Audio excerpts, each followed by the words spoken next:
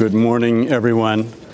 I'm Cameron Barr, managing editor for news and features here at the Washington Post. Thank you to those of you joining us here today and to the many of those watching on our digital platforms. We are very pleased to host Reporters Without Borders, the world's largest non-governmental organization specializing in defending media freedom.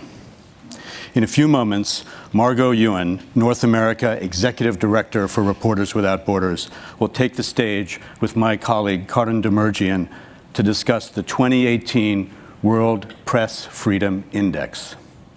Margot's organization does critical work in chronicling the censorship, harassment, and violence that journalists around the world encounter every day in doing their jobs. I want to say a word about the rhetorical climate we are compelled to withstand here and elsewhere. Just the other day, President Trump referred to some of our reporting as fake and disgusting. I can assure you that our reporting isn't fake, it's true, although I suppose it's a matter of opinion whether facts are disgusting or not. He called Maggie Haberman of the New York Times a third-rate reporter. She is in reality a first-rate one.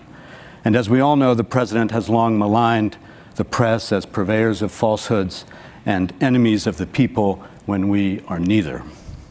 Other politicians are embracing this harsh rhetoric.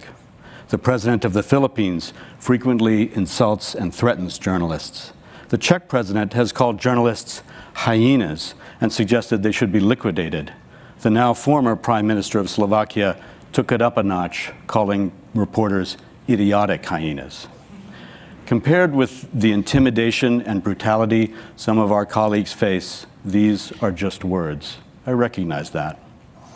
The problem is that presidents and prime ministers who deride the media set a tone that may sanction or endorse more thuggish tactics.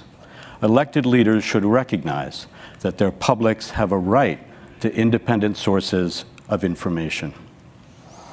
Politicians vexed by the press might vilify us, but reporters, editors, and producers are not the opposition.